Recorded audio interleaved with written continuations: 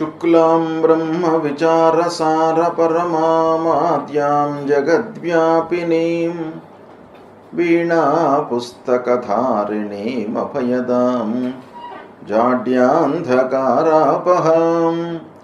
हस्ते स्फाटिकमालिकां विदधतीं पद्मासने संस्थितां वन्दे तां परमेश्वरीं भगवतीं बुद्धिप्रदां शारदां। శ్రీ మహాగణాధిపతయే నమః. శ్రీ మహాసరస్వత్యై నమః. శ్రీ గురుభ్యో నమః. జూన్ మాసంలో వస్తున్నటువంటి ముఖ్యమైనటువంటి పండుగలు, జయంతులు, వాటి ప్రాశస్త్యము, మనం చేయవలసినటువంటి కర్తవ్యము, వీటి గురించి తెలుసుకుందాం. ముందుగా జ్యేష్ఠ శుద్ధ దశమి గురువారం 5 జూన్ రోజున దశహర పాప దశమి వ్రతం. ఇది చాలా ముఖ్యమైనటువంటి వ్రతం. దశహర పాప దశమి అని దీనికి పేరు. అంటే ప్రతి మానవుడు కూడాను తెలిసి కొన్ని పాపాలు చేస్తూ ఉంటాడు, తెలియకుండా కొన్ని పాపాలు చేస్తూ ఉంటాడు, కొన్ని ఫోర్స్డ్గా కూడాను కొన్ని చేయవలసినటువంటి ఆగత్యం ఏర్పడుతుంది. ఈ విధంగా దశవిధ పాపాలు చేసేటువంటి అవకాశాలు బాగా ఉన్నాయి. ఇందులో కాయిక, వాచిక, మానసికమైనటువంటి పాపాలు అంటే శరీరము ఇన్వాల్వ్ అయ్యి చేసేటువంటి పాపాలు కొన్ని, మాట మూలకంగా ఎదుటి వాళ్లను ఇబ్బంది పెట్టడము, తద్వారా కలిగేటువంటి పాపాలు, మనస్సు లోపల అనర్థాలను ఊహించుకొని కీడును తలపెట్టి తద్వారా వచ్చేటువంటి పాపాలు, మానసికమైనటువంటి పాపాలు. ఇలా మూడు రకాలుగా ఉండేటువంటి పాపాలు మొత్తం కలిపితే మనకు ఒక్కొక్క దానిలో 4, 3 ఇలా పాపాలు 10 రకాలుగా ఉంటాయి అనేటువంటిది శాస్త్రం చెబుతుంది. అయితే ఈ పాపాలు తొలగిపోవడానికి ఈ దశమి రోజున గంగా స్నానం చేసినట్టయితే, అంటే గంగా భగవతి పూజ, మనకు దగ్గరగా ఉన్నటువంటి గోదావరి నది కానివ్వండి, గంగా నదికి కానీ వెళ్ళి స్నానం ఆచరించినట్టయితే ఈ దశవిధ పాపాలు దూరం అయిపోతాయి అనేటువంటిది శాస్త్రం చెప్తుంది. కాబట్టి మనము సంతృప్తిగా జీవనం కొనసాగించడానికి, చేసినటువంటి అకృత్యాలను దూరం చేసుకోవడానికి గంగా స్నానం అనేటువంటిది చాలా ముఖ్యమైనటువంటిది. గంగా అంటే గంగా నది కాకుండా దగ్గరగా ఉన్నటువంటి జీవనదుల లోపల ఎక్కడైనా కూడాను మీరు స్నానం ఆచరించవచ్చును. అలాంటిది చేయడం మూలకంగా మనకు ఈ పాపాలన్నీ కూడాను దూరం అవుతాయి. ఇక 6వ తారీఖున నిర్జల ఏకాదశి, గణపతి సచ్చిదానంద స్వామి వారి యొక్క జయంతి. ఈ నిర్జల ఏకాదశి, మనకు ఏకాదశి వ్రతం చాలా ఉత్తమమైనటువంటి వ్రతం. అన్ని వ్రతాల్లో కూడాను ఏకాదశి వ్రతానికి అత్యంత ప్రాధాన్యత మన శాస్త్రంలో ఇవ్వబడింది. కాబట్టి మనము ప్రకృతి పరంగా, ఆరోగ్యపరంగా, శారీరకంగా మనం దృష్టిలో పెట్టుకున్నట్టయితే ఏకాదశి రోజున ఉపవాసం చేసి ద్వాదశి రోజున పారణ చేసినట్టయితే అద్భుతమైనటువంటి ఫలితాలు కలుగుతాయి. ఉన్నతమైనటువంటి భావనలతో మోక్షాన్ని పొందవచ్చును అనేటువంటివి కూడాను మనకు ఇతిహాసాల లోపల చాలా చెప్పబడి ఉన్నాయి. కాబట్టి ఈ రోజున ఏకాదశి వ్రతాన్ని ఆచరించాలి. ఇదే రోజున అవధూత పీఠాధిపతి గణపతి సచ్చిదానంద స్వామి వారి యొక్క జయంతి. ఆ స్వామివారిని మీరు కొలవండి. త్రిమూర్తి స్వరూపమైనటువంటి ఆ గురు భగవానుడు, గురుదేవుడి యొక్క అనుగ్రహాన్ని పొందడానికై స్వామివారిని మీరు పూజించండి. ఇక 8వ తారీఖు రోజున మృగశిర కార్తీ ప్రవేశం. వ్యవసాయదారులకు కార్తులు అత్యంత ప్రాధాన్యతను సంతరించుకున్నటువంటివి. కార్తులను దృష్టిలో పెట్టుకొని వాళ్ళు కార్యకలాపాలు చేస్తూ ఉంటారు. వ్యవసాయం ప్రారంభం చేయడము, విత్తనాలు నాటడము, ఇవన్నీ కూడాను కార్తులకు అనుగుణంగా వాళ్ళు చేసుకుంటారు. కనుక మృగశిర కార్తీ ప్రవేశం అనేటువంటిది చాలా ముఖ్యమైనటువంటి కార్తీ. అది 8వ తారీఖు నాడు ప్రవేశిస్తుంది. ఇక 10వ తారీఖు నుండి గురుమౌఢ్యం ప్రారంభమవుతుంది. గురుమౌఢ్యము అనంటే గురువు మనకు కనిపించకుండా లుప్తమవుతాడనమాట. గురుగ్రహము కనపడకుండా ఉన్నప్పుడు శుభకార్యాలు చేయకూడదు అనేటువంటిది శాస్త్రం చెప్తుంది. కనుక ఈ 10వ తారీఖు నుండి గురుమౌఢ్యం ప్రారంభమవుతుంది. దాంతో వివాహాది శుభకార్యాలన్నీ కూడాను నిషేధం. ఒక నెల రోజుల పాటు ఉంటుంది ఈ మౌఢ్యము. ఈ సమయం లోపల శుభకార్యాలు నిషేధము. తర్వాత 11వ తారీఖున జ్యేష్ఠ పౌర్ణిమ బుధవారం వటసావిత్రి గౌరీ వ్రతం. ఈ వటసావిత్రి గౌరీ వ్రతము ముత్తైదువులకు ఆ సావిత్రి ఎలానైతే గౌరీదేవిని పూజించి మాంగళ్యాన్ని రక్షించుకుందో అలాంటి ఉత్తమమైనటువంటి ఈ వటసావిత్రి వ్రతము 11వ తారీఖున వస్తుంది. దీన్ని కూడాను అందరూ ఆచరించి శుభప్రదమైనటువంటి జీవితాన్ని కొనసాగించడానికి ఈ వ్రతం బాగా ఉపయోగపడుతుంది. ఇక 14 జూన్ శనివారం సంకష్టహర చతుర్థి వ్రతం. సంకష్టహర చతుర్థి వ్రతము ప్రతి మాసం లోపల కూడాను పౌర్ణిమ తర్వాత తదియ కానివ్వండి, చవితి రోజున కానీ ఈ వ్రతం వస్తుంది. అందరూ కూడాను ఈ రోజున సంకష్టహర చతుర్థి వ్రతాన్ని ఆచరించి ఆటంకాలు లేకుండా మనము చేపట్టేటువంటి పనులు సుఖమయంగా పూర్తి కావడానికి, ఆ గణపతి యొక్క అనుగ్రహాన్ని పొందడానికై ఈ వ్రతాన్ని మనము ఆచరిస్తాం. ఈ వ్రతం లోపల ఉన్నటువంటి కర్తవ్యం ఏంటంటే, ఉదయం నుండి మనము ఉపవాసంతో ఉండి గణపతిని అర్చించి అభిషేకం చేసి సాయంకాలము చంద్రోదయం వరకు ఉపవాసము ఉండి చంద్రుణ్ణి చూసిన తరువాత ఉపవాస దీక్షను విరమించి అప్పుడు ఆ గణపతికి మళ్ళీ ఒకమారు ప్రార్థన చేసుకొని భుజించడము. ఇది ఈ సంకష్టహర చతుర్థి రోజున చేయవలసినటువంటి కర్తవ్యము. ఈ వ్రతము చాలా ముఖ్యమైనటువంటిది. కష్టాలు నివారిస్తాడు గణపతి, ఆటంకాలు రాకుండా మిమ్మల్ని కాపాడుతాడు. కాబట్టి ఈ సంకష్టహర వ్రతము అనేటువంటిది మీరు ఆచరించండి, శుభ ఫలితాలను పొందుతారు. తర్వాత 15వ తారీఖున మిథున సంక్రమణ ప్రవేశమవుతుంది. ఈ సంక్రమణ రోజున పితృదేవతల ప్రీత్యర్థమై మనము ఎవరికైనా కూడాను కొంత అన్నదానం చేసినట్టయితే మీకు సత్ఫలితాలు పొందుతారు. ప్రతి సంక్రమణ రోజున పితృదేవతల ప్రీత్యర్థమై మీరు ఒకరికి కానీ ఇద్దరికి కానీ మీకు ఎంతమందికి అనుకూలమైతే మీ శక్తి కొలది అన్నదానం చేయండి, సత్ఫలితాలను పొందుతారు. ఇక 23వ తారీఖు రోజున సోమప్రదోషమి వ్రతం, మాస శివరాత్రి.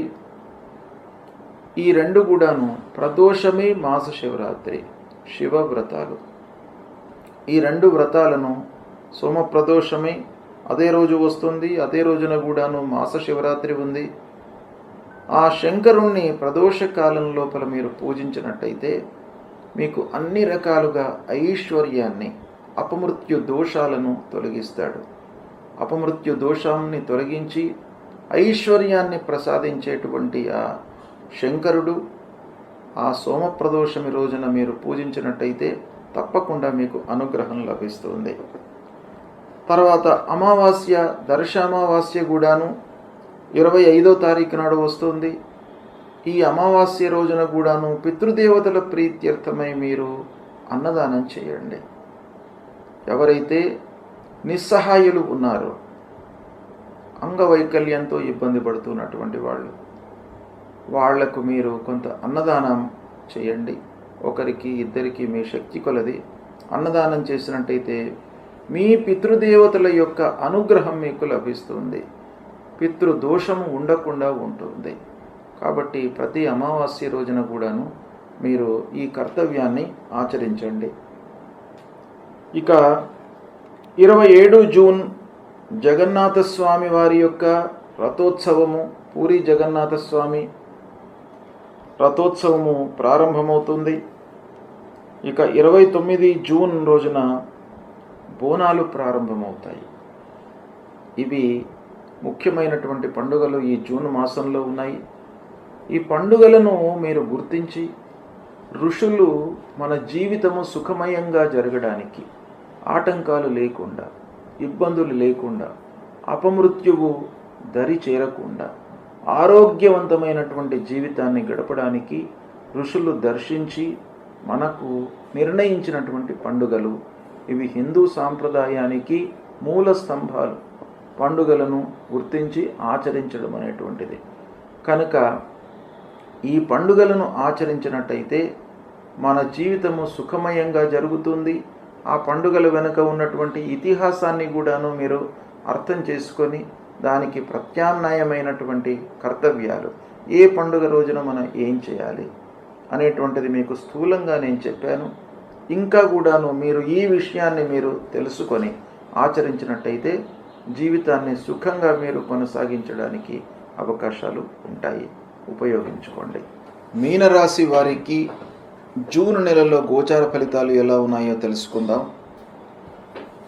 చంద్రుడిని మినహాయించి 8 గ్రహాలు ఈ జూన్ మాసంలో ఏ రాశిలో సంచరిస్తున్నాయి, అవి మీనరాశి జాతకులకు ఏ స్థానాలలో ఉంటాయి అనేటువంటి విషయాన్ని తెలుసుకొని వాటి యొక్క ఫలితాలు ఎలా ఉండబోతున్నాయి అనేటువంటి విషయంపై మనస్సు వెలుగుదాం.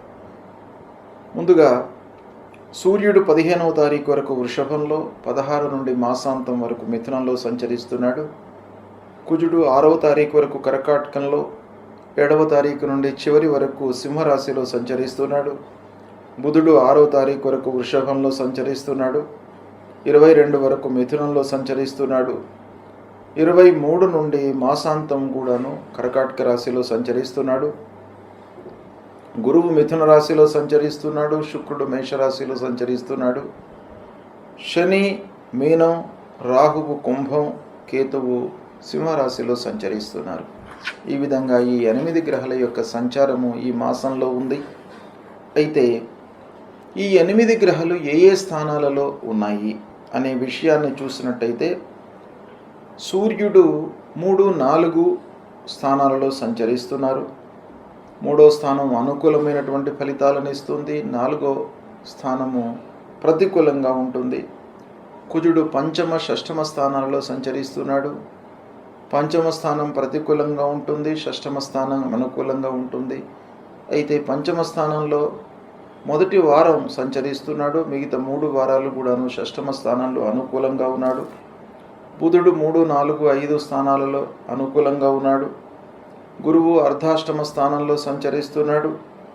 శుక్రుడు 2వ స్థానంలో సంచరిస్తున్నాడు, అనుకూలంగా ఉన్నాడు. శని జన్మస్థానంలో సంచరిస్తున్నాడు, ప్రతికూలం.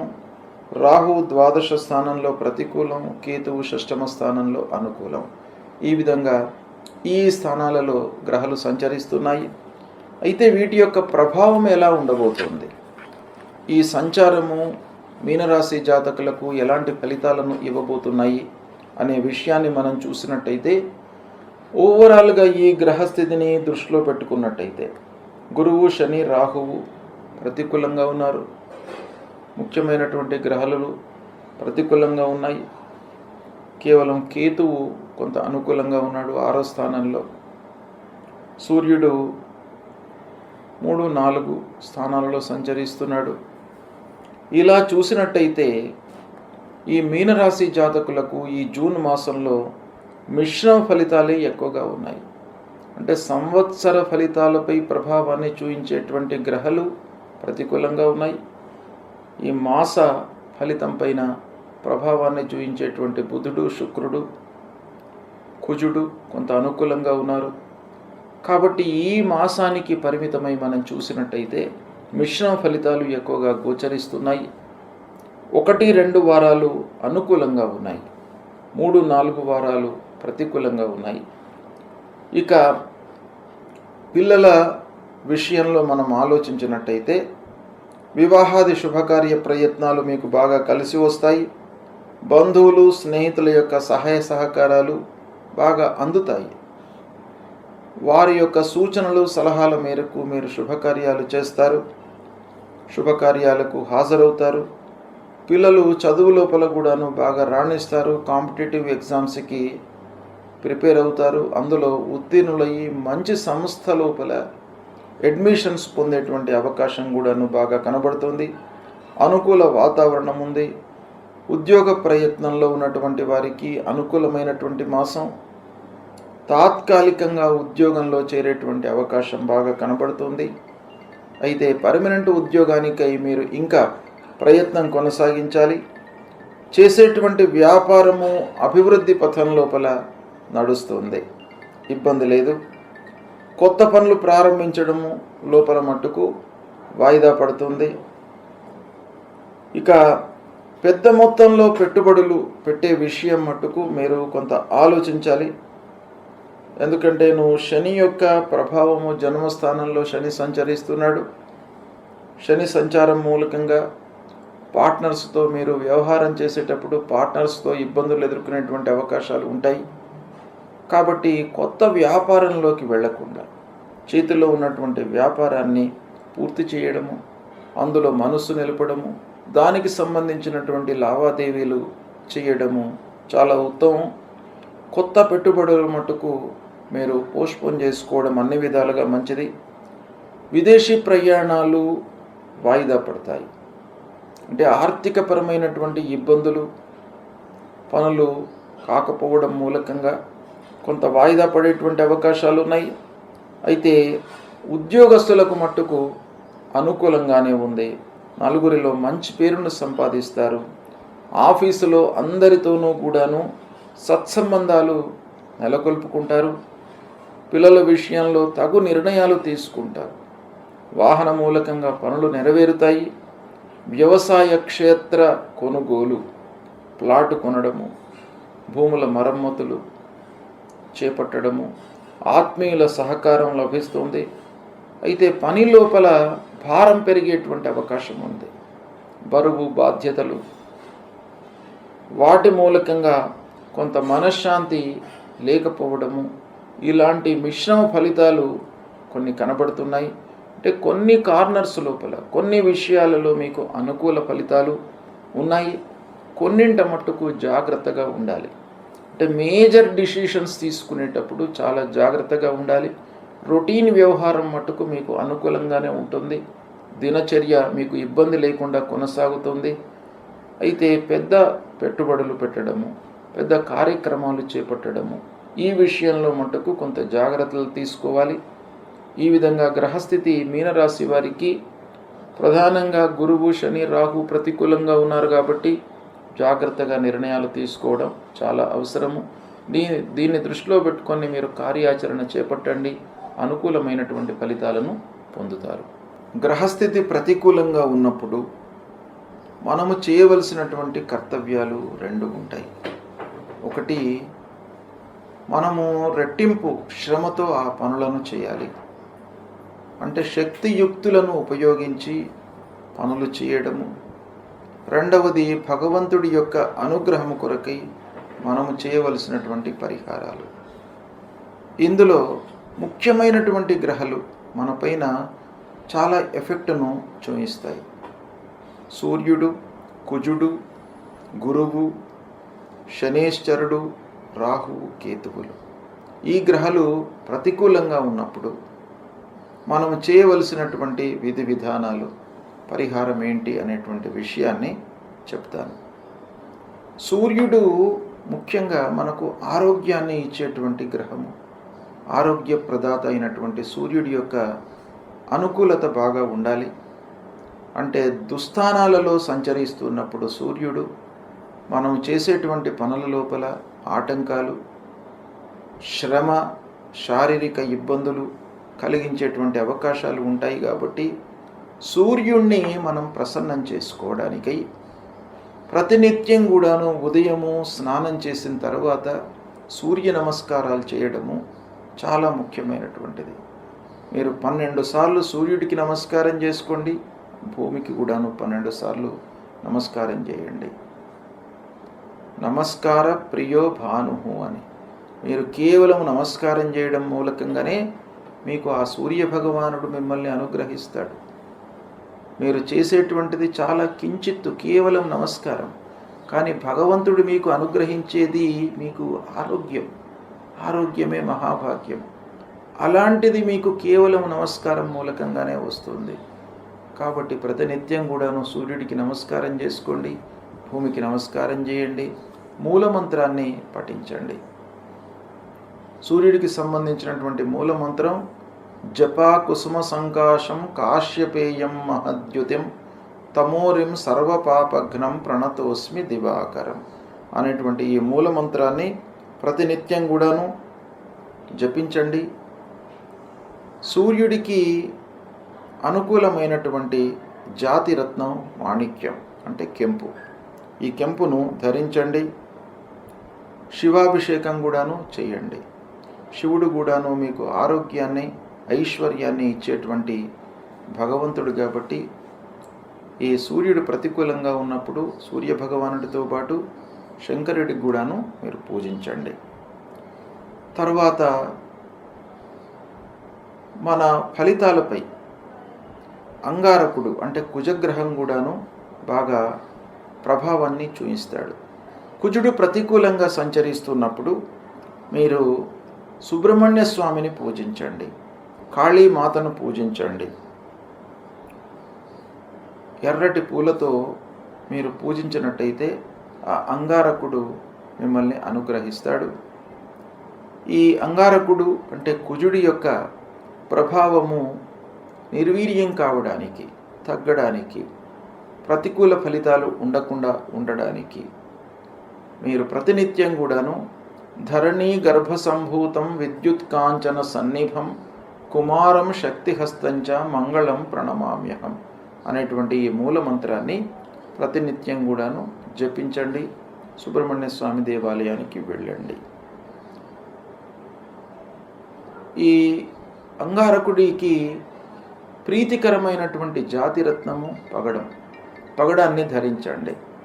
పగడాన్ని ధరించినట్టయితే కూడాను అంగారకుడు ప్రీతి చెంది మీకు అనవసరమైనటువంటి ఇబ్బందులు లేకుండా మిమ్మల్ని కాపాడుతాడు. ఇక గురు భగవానుడు అత్యంత ప్రధానమైనటువంటి గ్రహ కనుక గురువు ప్రతికూలంగా ఉన్నప్పుడు మీరు దక్షిణామూర్తి దేవాలయానికి వెళ్ళడము, దత్తాత్రేయ స్వామి దేవాలయానికి వెళ్ళడము, దత్తాత్రేయ స్వామిని కొలవడము, ఇవి చేసినట్టయితే మీకు ఆ గురు భగవానుడి యొక్క అనుకూలత లభిస్తుంది. సద్గురువులను సందర్శించుకోండి, మాతాపితృవులను సేవించండి. ఆ గురు భగవానుడి యొక్క అనుకూలత లభిస్తుంది. ఇక ఈ గురు ప్రీత్యర్థమై మూలమంత్రాన్ని కూడాను ప్రతినిత్యం జపించుకోండి. దేవానాంచ ఋషీణాంచ గురుం కాంచన సన్నిభం వందనీయం త్రిలోకానాం తం నమామి బృహస్పతిం అనేటువంటి మూలమంత్రాన్ని ప్రతినిత్యం కూడాను చదువుకోండి. పసుపు వస్త్రము, శనిగలను దానంగా ఇవ్వండి. పుష్యరాగాన్ని ధరించండి. గురువుకు ఇవి చాలా ప్రీతికరమైనటువంటిది కాబట్టి వస్త్రము, ధాన్యము దానంగా ఇవ్వండి. ఈ కనక పుష్యరాగాన్ని ధరించండి. ఇక శనైశ్చరుడు ప్రతికూలంగా ఉన్నప్పుడు శని మనకు చాలా విషయాల లోపల ప్రభావాన్ని చూపిస్తాడు. ముఖ్యంగా ఆర్థికపరమైనటువంటి సమస్యలను క్రియేట్ చేస్తాడు, రాబడి పైన ప్రభావాన్ని చూపిస్తాడు. కనుక శని భగవానుణ్ణి అనుకూలం చేసుకోవడం చాలా ముఖ్యమైనటువంటి కర్తవ్యం. శనిని ప్రీతికరంగా మనం పూజించాలి. శని ప్రీత్యర్థమై ఏం చేయాలి?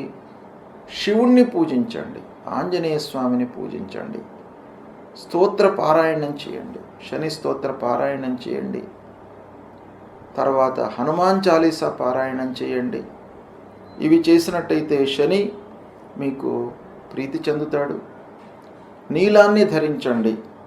నల్లని నువ్వులు, నల్లటి వస్త్రము, ఒక ఇనుప ముక్క, వీటిని దానం ఇవ్వండి.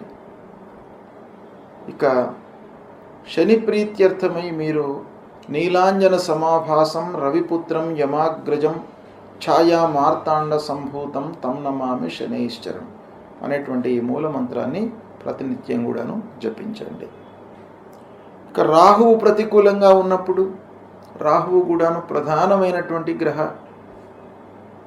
ఛాయాగ్రహము, మనపైన మానసిక శారీరక ఇబ్బందులను క్రియేట్ చేసేటువంటి గ్రహము, అనవసరమైనటువంటి భయాన్ని కల్పించేటువంటి గ్రహము, ఆందోళనలకు గురి అయ్యేటువంటి అవకాశాలు రాహువు ప్రతికూలంగా ఉన్నప్పుడు బాగా ఉంటాయి. కాబట్టి రాహువును తప్పకుండా ప్రీతికరంగా మీరు చేసుకోవాలి. ఈ రాహు ప్రీత్యర్థమై దుర్గాదేవిని పూజించండి. మినుములు దానంగా ఇవ్వండి. గోమేధికాన్ని ధరించండి. దుర్గామాత దేవాలయానికి ప్రతినిత్యం కూడా వెళ్ళినట్టయితే రాహువు ప్రీతి చెందుతాడు. రాహు మూలకంగా కలిగేటువంటి దుష్ప్రభావం దూరమవుతుంది. ప్రతినిత్యం కూడాను మూలమంత్రాన్ని జపించండి. అర్ధకాయం మహావీర్యం చంద్రాదిత్య విమర్ధనం సింహికా గర్భ సంభూతం తం రాహుం ప్రణమామ్యహం అనేటువంటి మూలమంత్రాన్ని ప్రతినిత్యం కూడాను జపించండి. ఇక కేతువు ప్రతికూలంగా ఉన్నప్పుడు మీరు ఏం చేయాలి? గణపతిని పూజించండి. ఆ గణాధిపతిని పూజించడం మూలకంగా ఆటంకాలు లేకుండా ఉంటాయి, ఆలస్యం జరగకుండా ఉంటాయి మనం చేపట్టినటువంటి కార్యక్రమాలలో. కనుక ఆ గణపతిని సేవించండి. గణపతి దేవాలయానికి వెళ్ళండి. ఉలువలు దానంగా ఇవ్వండి. వైడూర్యాన్ని ధరించండి. ఫలాశ పుష్ప సంకాశం తారక గ్రహమస్తకం రౌద్రం రుద్రాత్మకం ఘోరం తం కేతుం ప్రణమామ్యహం అనేటువంటి మూలమంత్రాన్ని ప్రతినిత్యం కూడాను చదువుకోండి.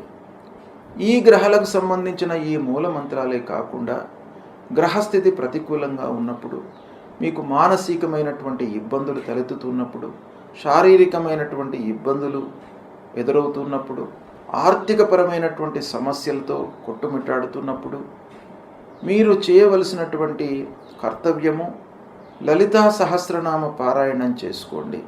విష్ణు సహస్రనామ పారాయణం చేయండి. ఆదిత్య హృదయాన్ని చదువుకోండి. శివుణ్ణి పూజించండి. శివుని యొక్క దేవాలయానికి వెళ్ళి అభిషేకం చేయించండి. ఇవి చేసినట్టయితే మీకు గ్రహస్థితి మూలకంగా కలిగేటువంటి దుష్ప్రభావము దూరమవుతుంది. శుభ ఫలితాలను పొందుతారు.